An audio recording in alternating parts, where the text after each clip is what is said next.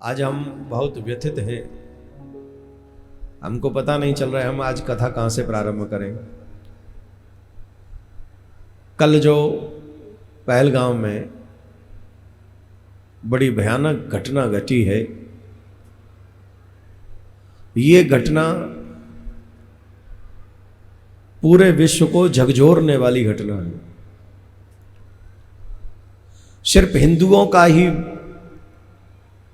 बद नहीं हुआ है, उसमें पूरी मानवता को नंगा करके गोली मार दी गई, पूरी मानवता को। विश्व पटल इस पर मौन रहेगा। रीजन मरने वाला हिंदू है, और जब हिंदू मरता है, चाहे बंगाल में मरे, कश्मीर में मरे, बांग्लादेश में मरे, कहीं भी मरे, हिंदू के मरने का दुख किसी को भी नहीं होता। थोड़ा बहुत हिंदू बातें करते हैं आपस में और फिर भूल जाते हैं। बात चली जाएगी, पुरानी हो जाएगी, 2 दिन बाद सब भूल जाएंगे। और इसलिए भी दुख नहीं है क्योंकि हम लोगों को लगता है हमारे परिवार में से तो कोई नहीं था। लेकिन हरियाणा के लोग इस बात को नहीं कह पाएंगे क्योंकि उसमें करनाल का एक युवा था जिसकी शादी 18 अप्रैल को हुई थी। और आज क्या अप्रैल है? 18 अप्रैल को जिसकी शादी हुई और 22 अप्रैल को वो समाप्त हो गया। यहां मुझे बता रहे थे कि यहां कुछ लोग उसकी शादी में गए थे और उस बच्ची पे क्या बीत रही होगी।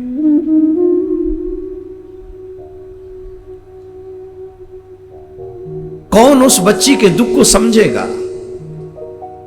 उसके मां बाप के ऊपर क्या बीत रही होगी, उसके पूरे परिवार के ऊपर क्या बीत रही होगी। ऐसे ही 28 लोग मारे गए वहां। मुझे शर्म आती है उन लोगों के ऊपर जो कहते हैं आतंकवाद का कोई धर्म नहीं होता। मैं मान भी लूं कि आतंकवाद का कोई धर्म नहीं होता, पर सारे आतंकवादी एक ही धर्म से क्यों आते हैं? और वो आतंकवादी धर्म पूछ के, हिंदू समझ के फिर गोली क्यों चलाते हैं? क्या है ऐसा?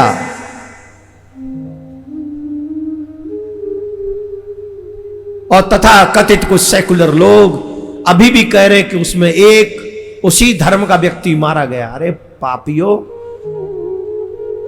किसी से मत डरो, कम से कम भगवान से तो डरो। किसी और को जवाब नहीं देना, भगवान को तो जवाब देना है। 27 मर गए, धर्म पूछ के मारे गए। जिसका पति मरा, उस बच्ची ने इस बात को बताया कि पूछा गया तुम कौन हो, कलावा देख के मारा गया, कपड़े उतार के देख के रीचेक करके मारा गया, और उसके बाद भी कहे तो एक मारा गया। अरे यहां दिल है कि नहीं? मानवता बची है कि नहीं? जमीर मर गया है क्या? इस इतनी बड़ी घटना पर अभी भी हम राजनीतिक रोटियां सेक रहे हैं? नहीं, अब बुद्ध की नहीं, अब युद्ध की आवश्यकता है। और ऐसे लोगों को मुंह तोड़ जवाब देने की आवश्यकता है जो अपने आप को पावरफुल समझते हैं। और मैं एक और बात बताए दे रहा हूं आप सभी को, सारे काम सरकार नहीं करेगी, हर काम पुलिस वाले नहीं करेंगे, हर काम हमारे ऊपर बैठे अधिकारी नहीं करेंगे। कुछ काम हमको भी करना चाहिए। अगर तुम थोड़ी भी मानवता बची हो तुम में, अगर तुम में थोड़ी भी हिंदुओं के प्रति निष्ठा बची हो, तो आज अपने इस धर्माचार्य की बात को मानो। कुछ नहीं कर सकते हो ना, तो एक काम अभी से करना शुरू करो, उनका आर्थिक बहिष्कार करना आज से प्रारंभ कर दीजिए। आज से, अभी से।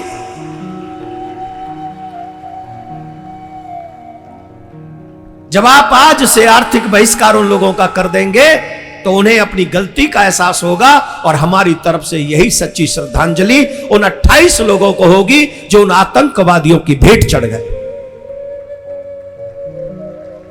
और तुम अगर ऐसा भी नहीं कर सकते हो ना,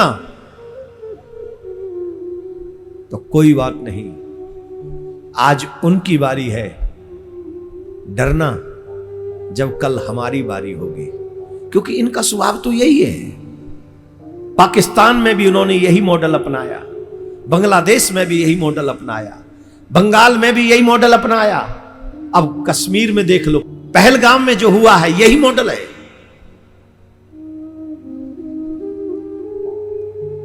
वो हमें मिटा रहे हैं, वो चुन चुन के मिटा रहे हैं, नाम पूछ पूछ के मिटा रहे हैं, धर्म पूछ पूछ के मिटा रहे हैं, और हम लोग भाईचारा निभा रहे हैं, भाईचारा निभा रहे हैं। 28 लोग भाईचारे की बलि चढ़ गए। फिर से ये भाईचारा तभी तक निभाया जाएगा जब तक ये वहीं निभाया जाएगा जहां वो कम है और हम ज्यादा। और जैसे ही उनकी संख्या बढ़ेगी, जहां उनकी संख्या होगी, हम रहेंगे भाई और हम ही बन जाएंगे चारा। आज मन बहुत अशांत है, अब कुछ बोलने का मन नहीं कर रहा। क्या बोलें, कितना बोलें, किसको समझाएं? अरे कोई सो रहा हो तो उसे जगा दें, पर जो सोने का नाटक कर रहा हो उसे कौन जगाएगा? उसे भी जगाया जा सकता है जिसको जमीर का ज्ञान ना हो, लेकिन जिन्होंने अपना जमीर मार ही लिया हो उन्हें कौन जगाएगा?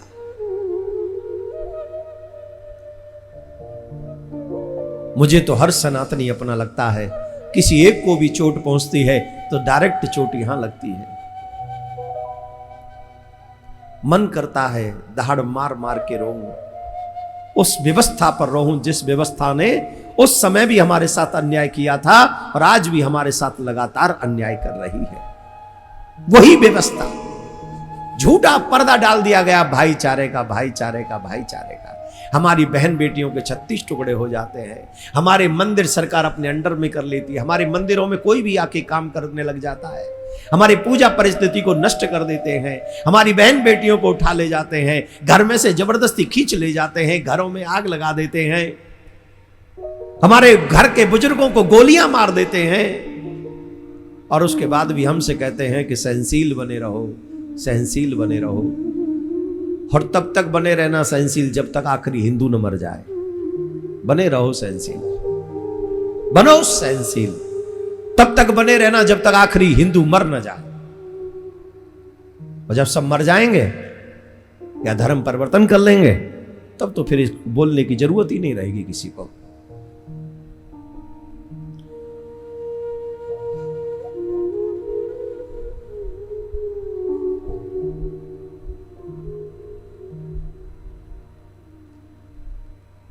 राधे राधे। आइए हम मौन रहकर 1 मिनट उन लोगों की आत्मा के लिए, शांति के लिए प्रार्थना करें जिन लोगों के आतंकवादी हमले में प्राण चले गए। उनकी आत्मा के लिए हम भगवान से प्रार्थना करें। और एक प्रार्थना जरूर करना उन सेकुलर लोगों के लिए जिनको हिंदू के मरने पर दुख नहीं होता। उन हिंदुओं के लिए जो सेकुलर बन गए हैं, उनके लिए प्रार्थना करना, भगवान इनको भी सद्बुद्धि दे और इन्हें भी हमारा दुख दिखना चाहिए। जितनी भी देश में एजेंसियां हैं वो हमारा दुख देखना नहीं चाहती, बड़ी बड़ी एजेंसियां। कसाब को न्याय देने वाले लोग कृष्ण पर मौन हो जाते हैं। अब देखते हैं क्या सजा मिलेगी इन लोगों को और क्या बोला जाएगा इन देश की बड़ी बड़ी एजेंसियों के माध्यम से। मेरे मन में दुख है, इसलिए अभी कुछ बोल दूंगा भावावेश में तो, लेकिन आइए हम शांति 1 मिनट के मौन रखकर उनके लिए प्रार्थना करें जिनकी मृत्यु उन आतंकवादी हमले में हुई। ओम शांति ही।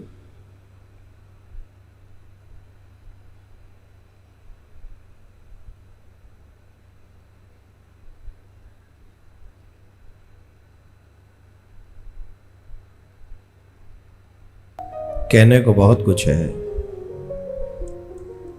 मेरा दर्द किसे सुनाऊं, सब तो बह रहे हैं स्वार्थ की आग में। सब बह रहे हैं, सब अपने मतलब का बोलते हैं, जहां मतलब नहीं होता वहां से निकल जाते हैं। फिर एक बार कह रहा हूं, हिंदुओं को अपनी लड़ाई स्वयं लड़नी पड़ेगी। कोई राजनीतिक व्यक्ति हमारी लड़ाई नहीं लड़ेगा। कोई बड़ी बड़ी कंपनियों में, एजेंसियों में बैठे हुए लोग, मैं नाम नहीं ले रहा हूं, एजेंसी से बहुत कुछ समझ लेना आप। हमारे पक्ष में किसी का ध्यान नहीं, सबसे ज्यादा हम ही हैं, हम ही टैक्स चुकाते हैं, हमारी टैक्स से सबको नौकरी की सैलरी मिलती है, लेकिन हमारे ही बारे में कोई नहीं सोचेगा।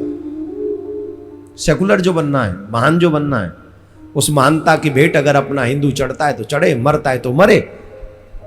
बड़ी बड़ी एजेंसियां, इशारा ही काफी है, हम सबको अनाथ कर चुकी हैं।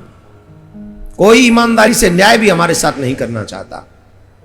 इसलिए अब वो समय आ गया है जब हमें अपनी लड़ाई अपने बच्चों के खातिर लड़नी ही चाहिए। जो बोली समझे उसे बोली की भाषा समझाओ, और जो बोलो आगे भाषा समझे उसको गोली की भाषा समझाओ। जिस भाषा में कोई समझे अपने देश, अपने संविधान की रक्षा के लिए, धर्म की रक्षा के लिए, उस भाषा का प्रयोग हमको करना ही चाहिए। और हम जिस जगह पर बैठे हैं, भगवान श्री कृष्ण ने यही सिखाया था। अर्जुन को क्या सिखाया था भगवान ने? किस लिए लड़वाया था भगवान ने?